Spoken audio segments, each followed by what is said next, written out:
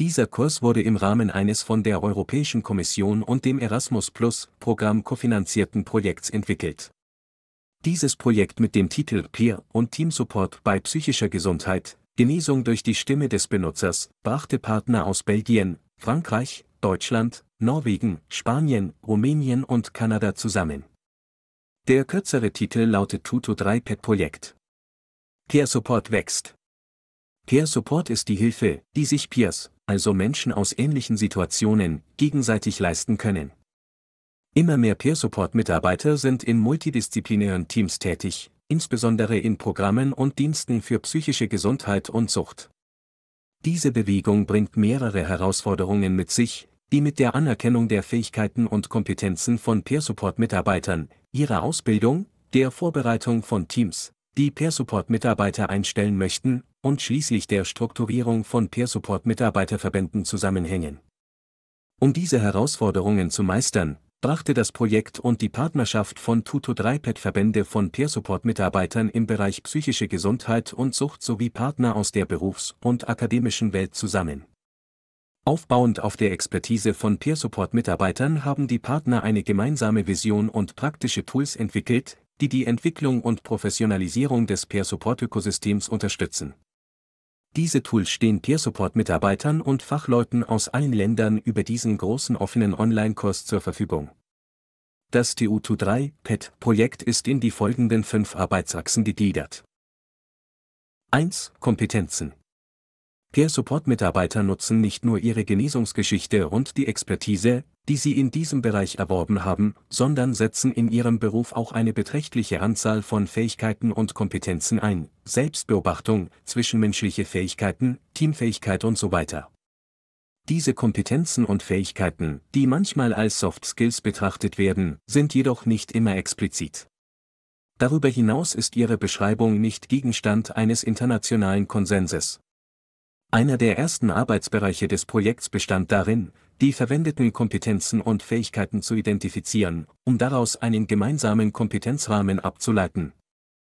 Dieser Kompetenzrahmen wird es Peer Support-Mitarbeitern ermöglichen, ihre berufliche Positionierung innerhalb der Teams, mit denen sie arbeiten, zu stärken.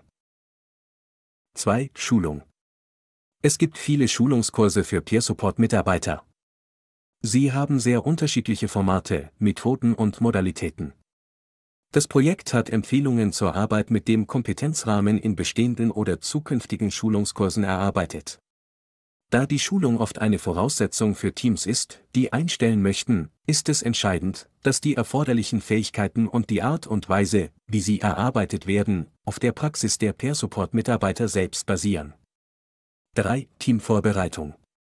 Die Erfahrung zeigt, dass die Risiken des Scheiterns des Integrationsprojekts deutlich höher sind, wenn Teams keine Zeit zum Nachdenken und Vorbereiten hatten, bevor sie einen Peer Support-Mitarbeiter eingestellt haben.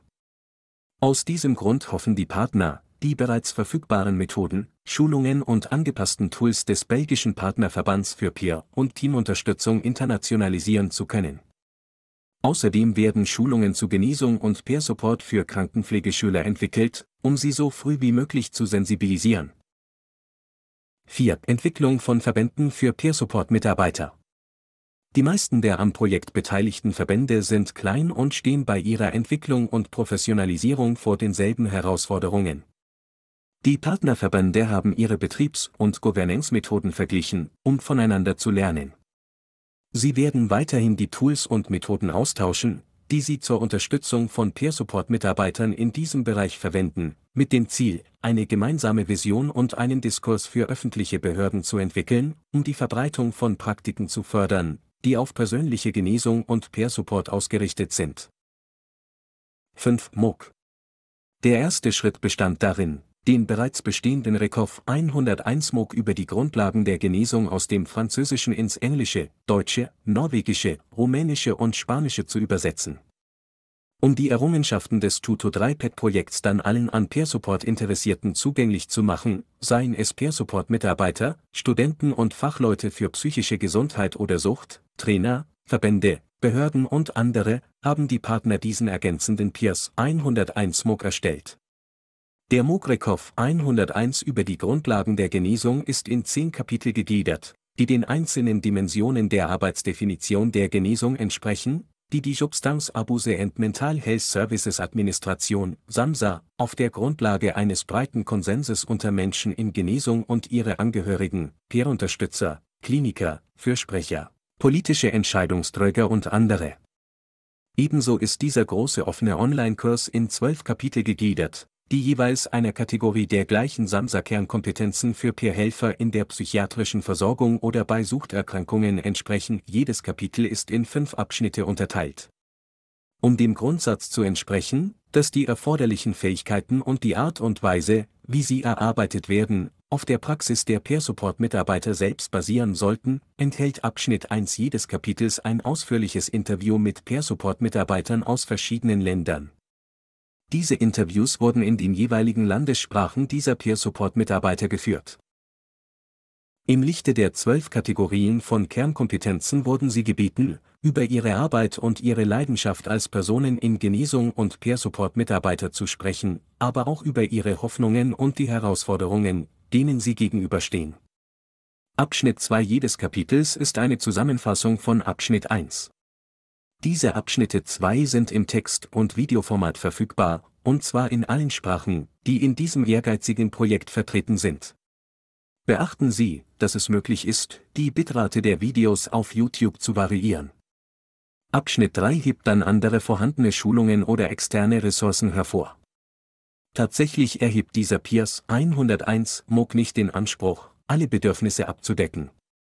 Es wird vielmehr empfohlen, dass interessierte Personen nicht zögern sollten, sich kontinuierlich weiterzubilden und sich andere verfügbare Ressourcen anzusehen, ob online oder physisch in der eigenen Stadt, Region oder im eigenen Land. Anschließend besteht jeder Abschnitt 4 aus 5 Multiple-Choice-Fragen, die die Auszubildenden beantworten müssen. Insgesamt besteht dieser Test also aus 60 Fragen, wobei eine Bestehensquote von 60% angestrebt wird.